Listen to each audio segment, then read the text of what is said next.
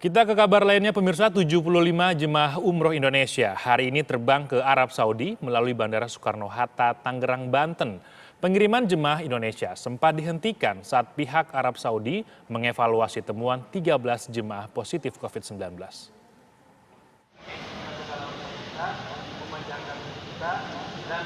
Sebanyak 75 orang calon jemaah umroh akan bertolak ke Saudi Arabia guna melaksanakan ibadah umroh. Rombongan calon jemaah umroh ini merupakan fase keempat, di mana sebelumnya sempat dihentikan pemerintah Saudi Arabia pada fase ketiga. Penghentian ini karena didapati ada 13 orang warga negara Indonesia yang positif terkena virus corona. Namun setelah melakukan evaluasi, pemerintah Saudi membuka kembali pelaksanaan ibadah umroh di masa pandemi. Untuk negara Indonesia, hari ini ada 75 orang calon jemaah umroh yang berangkat, dan sebagian besar merupakan pengurus Biro Travel Umroh yang melakukan survei guna memastikan apa saja yang harus dilakukan dan memastikan biaya operasional yang harus dikeluarkan.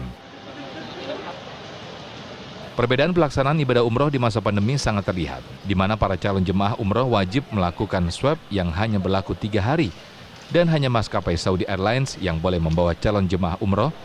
Di samping itu, para wisata religi wajib melakukan isolasi di tempat penginapan. Setelah itu baru bisa melaksanakan ibadah umroh. Ya, alhamdulillah hari ini penerbangan menuju Saudi untuk visa umroh akan dibuka kembali untuk tanggal 22. Ada penerbangan fase keempat yang alhamdulillah oleh pemerintah Saudi merupakan masih percobaan untuk pelaksanaan umroh ke depan, di mana dalam masih pandemi ini pemerintah Saudi membuka untuk kedua negara, Indonesia dan Pakistan. Tetapi untuk Indonesia ini adalah merupakan fase keempat. Diharapkan para calon jemaah umroh untuk tetap menerapkan protokol kesehatan karena sebelumnya ada 13 orang warga negara Indonesia yang positif terkena virus corona di Saudi Arabia.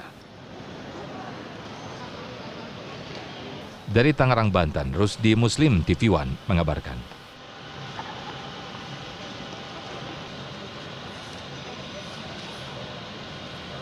Ya, untuk mengetahui informasi terkini dari Bandara Soekarno-Hatta, kita sudah terhubung dengan reporter Rusdi Muslim di sana.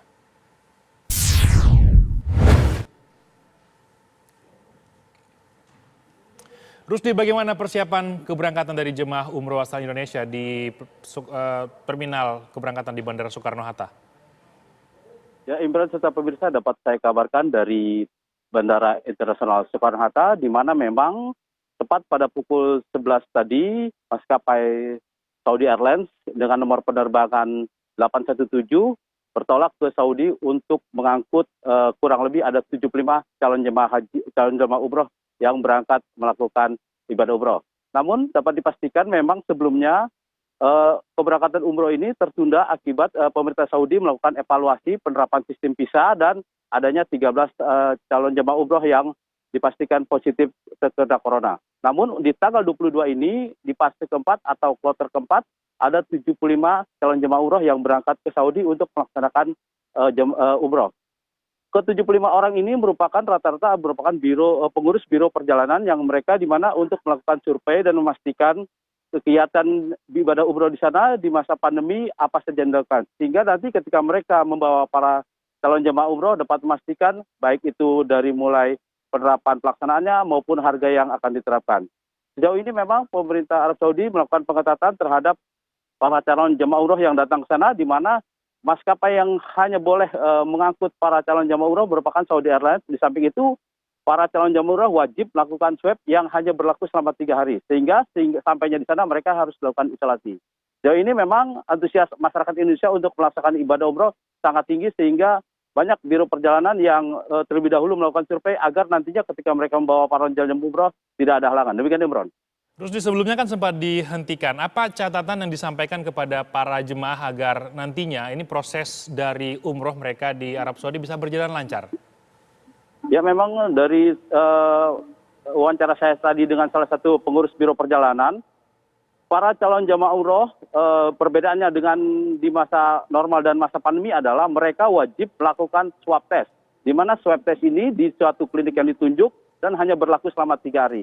Di samping itu, penerapan protokol kesehatan di Saudi dilakukan, di mana seperti contohnya armada bus yang harusnya kapasitasnya untuk 40 orang hanya diwajibkan hanya 20 orang. Di samping itu untuk penginapan di hotel yang biasanya dapat dipergunakan dalam satu kamar 4 orang wajib diisi hanya 2 orang. Sehingga perbedaan-perbedaan itu dapat menambah biaya atau harga yang bagi para calon jemaah umroh untuk melakukan ibadah wisata religi ke Arab Saudi. Sehingga Biro Perjalanan kurang lebih akan menaikkan tarifnya minimal 15% dari harga normal. Demikian Imron. Baik, untuk rentang usia dari ke-75 jemaah ini, kalau tadi Anda lihat mayoritas usia berapa? Ya memang untuk faktor usia sangat mempengaruhi Imron, di mana Arab Saudi menerapkan bagi usia 18 tahun ke bawah dan 10 tahun ke atas tidak diperbolehkan melaksanakan ibadah umroh. Sehingga mereka hanya memperbolehkan bagi yang usianya 18 ke atas sampai 50 ke bawah. Dan dari hasil pantauan saya tadi, memang rata-rata yang berangkat umroh merupakan para calon jamaah umroh yang usianya sekitar 40-an. Demikian Imron Tanjuli. Baik, terima kasih Rusdi Muslim mengabarkan dari Bandara Soekarno-Hatta di Tangerang, Banten.